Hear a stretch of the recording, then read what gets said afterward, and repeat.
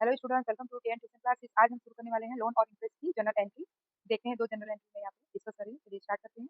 तो फर्स्ट यहाँ पे due to additional requirement of fund 12% loan of 20,000 borrowed from Ram. Okay, additional requirement थी fund की, इसलिए 12% का लोन हमने राम से लिया, बिजनेस में राम से लिया 20,000 का। ओके, तो due to additional requirement of fund 12% of 20,000 borrowed from Ram, मतलब बिजनेस को एडिशनल रिक्वायरमेंट थी फंड की, इसलिए उसने 12,000 का लोन 20,000 का लोन 12% के हिसाब से राम से लिया। तो चलिए इसकी जनरल एंट्री देखते हैं।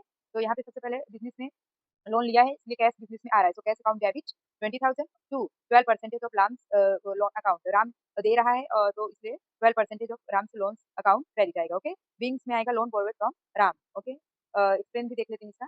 तो एक्सप्लेन में ये दिया गया है कि कैश इंक्रीज हो रहा है, रियल अकाउंट के अकॉर्डिंग उसको डेबिट करेंगे, और Ram is the giver of loan, तो पर्सनल अकाउंट के हिसाब से गिवर को हम क्या करते हैं, क्रेडिट करते हैं। ओके, चलिए सेकंड देखते हैं। यहाँ पे सेकंड है 8% of lend to Laxman at interest rate of 8%, मतलब 8,000 का लोन हमने लक्ष्मण को दिया, बिजनेस ने लक्ष्मण को दिया, हमने नहीं, मतलब बिजनेस ने लक्ष्मण को 8% के हिसाब से 8,000 का लोन दिया। चलिए इसकी जनरल एंट्री देखते हैं। तो सबसे पहले लोन दिया है, इसलिए लोन 8%, तो 8% loan lend to Laxman account debit आएगा, और कैश बिजनेस से जा रहा है तो कैश अकाउंट क्रेडिट आएगा। बिंग्स में आएगा loan lend to Laxman account. Okay, explain भी देख लेते हैं।